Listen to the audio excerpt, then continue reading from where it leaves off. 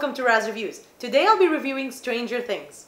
Stranger Things is an 8-episode Netflix original series. When 12-year-old Will Byers mysteriously disappears, his friends and family are desperately searching for him. And in their search they come across supernatural elements, a government cover-up, and a little girl with amazing superpowers. So it's part children adventure, part mystery, part horror, and it's a really fun ride for anybody who likes that kind of stuff. If Steven Spielberg's E.T. was written by Stephen King, you'd get Stranger Things. The show is set in 1983 and it is ripe with nostalgia from that era, especially the horror and adventure type films like Poltergeist, like The Twilight Zone, like Carrie, and it knows that. A lot of times you see the pop culture references in the background, like a Jaws poster or The Clash playing. I thought it was really cool. I didn't watch any promotional material or any trailers for the show, so I went in with fresh eyes, and I must say it is so unique and it's so lovely. Even though it pays homage to an era that is now long gone, it still is unique on its own and stands on its own and has an amazing story, amazing characters, and I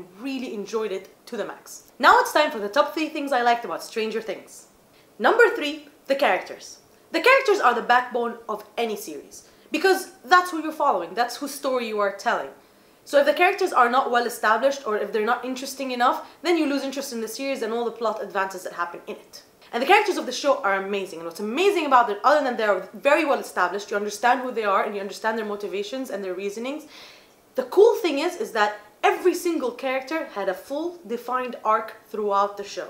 It's not nice sometimes when you feel like characters are introduced and then their story goes nowhere, or their backstory doesn't make any sense, or they change and they do things that feel out of character. That kind of ruins your enjoyment of the show, and this is the kind of stuff that sticks out like a sore thumb. However, every single one of the main characters of the show had a very full developed arc, and you felt satisfied in the beginning, middle, and end of their story. Something else that's really cool about Stranger Things is that the characters come from different ages. So you have kids, teenagers, and adults reacting to the same event and the same thing. And you see how they all react to this phenomenon, or they react to this situation, and how they all interact with each other in terms of what's happening. And that's really cool to see the juxtaposition between the different age groups and how they perceive the world and how they deal with these weird and crazy things that happen in the show. And I thought that was a really interesting thing to watch, and in the end it all came together in a very nice way, and I thought that was such a successful thing for any show to pull off, especially this one. And every character felt true to their age. The kids spoke like kids, the adults behaved and spoke like adults, the teenagers thought like teenagers. They were a little annoying sometimes, but all teenagers are. So I thought that was really authentic, and I really believed them and believed that they were real. The number 2 thing I liked about the show was the performances. You can't have good characters if you don't have actors pulling them off or portraying them properly. And the actors truly did, especially the kids. You have phenomenal child performances in this show. The kids were so endearing and so interesting to watch, and you really believed them. You believed their relationships, the chemistry between them, and they were all different. Each and every one was an individual with his own opinions and his own characteristics and his own reactions, and they did different things and sometimes they clashed, and I thought that was really interesting. They weren't grouped into this category of, the kids do this. No, every one of them was a person, every one of them had a personality, and the actors really brought that out and made them real and relatable, and I thought that was amazing.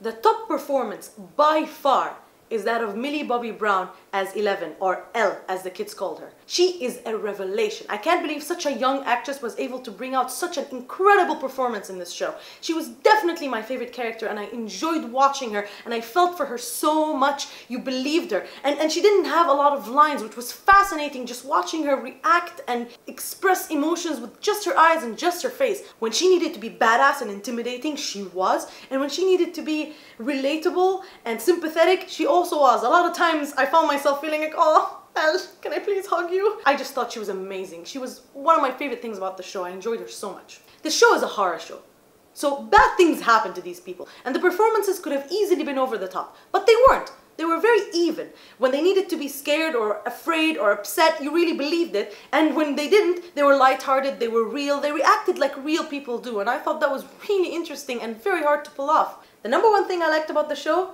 was the mood.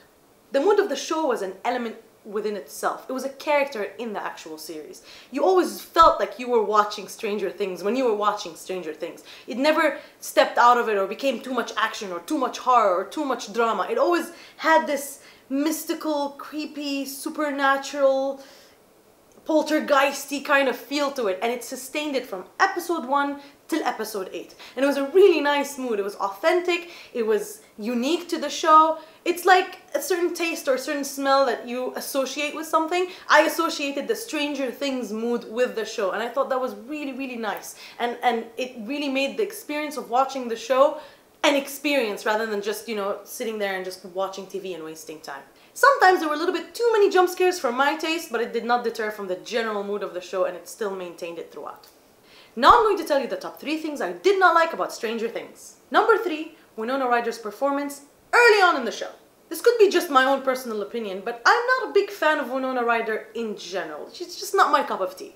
However, I really liked her in the show. I didn't think I would. I thought she pulled off a really interesting character in Joyce. She was a concerned mother. She was terrified. She was in a bizarre situation. And I thought that the actress handled it really well. But I thought that her performance improved towards the end. Sometimes her performance felt a little bit too over the top, and she acted a little too loony and crazy in the beginning. So it kind of took me out of it. I didn't buy it really. However, later on, her emotional development was so strong. I just wish that her performance early on in the season was as strong as it was towards the end of the season. Then the introduction to her character could have been better and much stronger.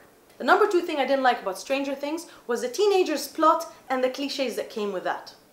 There's a reason why the style of 80s movies is no longer existent, and that's because a lot of it has become repeated tropes and cliches. And here I thought that the show could not really escape those cliches when they were treating the teenager characters of the show. You had your stereotypical bullies and your stereotypical good girl and your stereotypical loner guy, and I felt that was a little bit too much on the nose, and I didn't really relate to them in the beginning. They felt like caricatures. Later on they developed better and they flipped the cliche on its head in a very nice way that I don't want to spoil, but in the beginning I thought that these cliches should have been avoided because a lot of other cliches were avoided in the show. So I felt they couldn't really escape it this time, and I wish they did. Also, sometimes their choices seemed a little illogical, like why would you do that? Do that instead. I don't like it when these things happen. They take me out of the mood and they take me out of the story. But it didn't happen so much that it deterred from my overall enjoyment, but sometimes it happened and I didn't really like it. The number 1 thing I didn't like about Stranger Things was the main monster. A lot of things didn't start out really well in the show, but later on developed and became better. The only thing that started out really strong and then kind of decreased in quality was the monster. The show takes cues from Spielberg's style of not showing you the monster in the beginning and showing you hints and bits and pieces and having your imagination run wild and scare you, and that's more effective than when you see the thing right in front of you. And towards the end of the show I felt that they showed a monster too much, and even the design of the monster was not as freaky and creepy and frightening as I would have liked for it to sustain its fright factor the more you see it. This could be, of course, my own personal opinion, and other people might find it absolutely frightening, but it just didn't work for me as much as I would have liked it. And because it just got worse towards the end is why it was the number 1 thing I didn't like. All in all, if you're a fan of things like The Twilight Zone, Goosebumps, Stephen King novels, E.T., Steven Spielberg, 80s nostalgia, this show is a definite watch. You should definitely check it out. It's creepy, it's cool, it's fun, it has a great story, great characters, great performances, and even the ending was super satisfying. It wrapped up all the stories in a very neat way, but also left some threads open for another season. I really hope there's a second season. So for that reason, I give this show an 8.5. So, are you gonna check out Stranger Things? Did you already see it? Were you scared? Did you like it? Let me know in the comments below, and as always, feel free to ask me for anything you'd like me to review. And please don't forget to like, share, and subscribe, and help us share the geek.